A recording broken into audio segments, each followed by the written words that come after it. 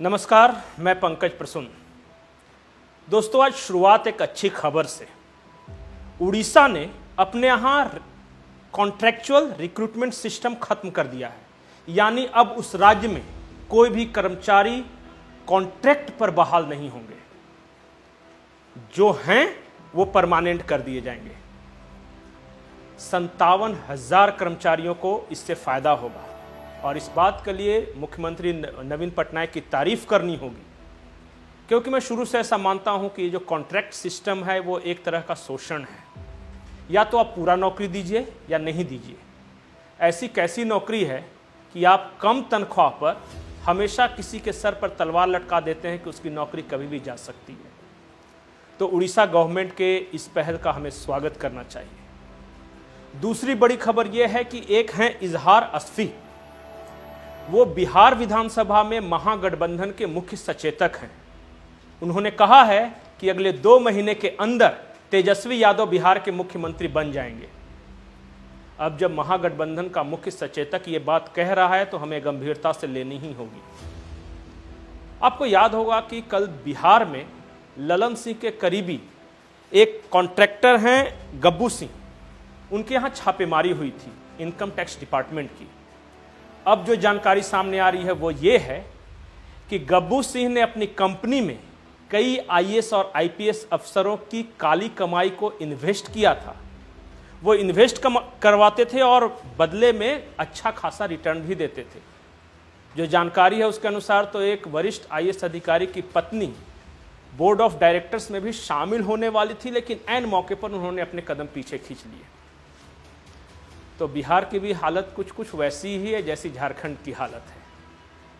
अब आते हैं झारखंड की तरफ। झारखंड में पिछले कुछ दिनों से भारतीय जनता पार्टी के अंदर बैठकों का दौर चल रहा है। प्रदेश पदाधिकारियों की बैठक है, ये सब तो सार्वजनिक है कि कैसे पंचायत प्रतिनिधियों को सम्मानित करने वाली है पार्टी रांची के हरमू मैदान में, ये भी आपको पता होगा। लेकिन शायद आपको ये पता नहीं होगा कि हाल के दिनों में पूर्व मुख्यमंत्री रघुवर दास और बाबूलाल मरांडी की अमित शाह से मुलाकात हुई थी। उसके बाद वी सतीश हैं भारतीय जनता पार्टी के बड़े नेता, उनके साथ भी भारतीय जनता पार्टी के प्रदेश स्तर के शीर्ष नेताओं की बैठक हुई। अब ये लगातार बैठकों में क्या कुछ चल रहा है, ये किसी चीज़ की तैयारी है, ये मुझे नहीं पता। लेकिन एक मुझे और जो गौर करने वाली बात लगी वो ये कि झारखंड मुक्ति मोर्चा ने आज ही प्रेस कॉन्फ्रेंस किया। उस प्रेस कॉन्फ्रेंस में चुनाव आयोग पर गंभीर आरोप लगाए। सुप्रियो भट्टाचार्य ने चुनाव आयोग की निष्पक्षता पर सवाल उठाए और इलेक्शन कमीशन ऑफ इंडिया को इलेक्शन चॉइस ऑफ इंडिविजुअल का नाम दिया और कहा कि ये 2 लोगों के इशारे पर काम कर रहा है। उन्होंने कुछ उदाहरण दिए और जब सुप्रियो भट्टाचार्य प्रेस कॉन्फ्रेंस कर रहे थे, ठीक उसी वक्त मुख्यमंत्री आवास में मुख्यमंत्री हेमंत सोरेन भी एक प्रेस कॉन्फ्रेंस कर रहे थे और उसमें उन्होंने कहा चुनाव आयोग वाले मामले पर ही कि मुझे क्या सजा मिली है ये तो मुझे बताया जाए। उन्होंने कहा कि देश के इतिहास में शायद ऐसा पहली बार हो रहा होगा कि एक मुख्यमंत्री हाथ जोड़कर गुजारिश कर रहा है कि मुझे क्या सजा मिली है ये मुझे बताया जाए, लेकिन लोग बता नहीं रहे। मुख्यमंत्री हेमंत सोरेन ने कहा कि जो संशय की स्थिति है उससे कार्यपालिका पर भी असर पड़ रहा है।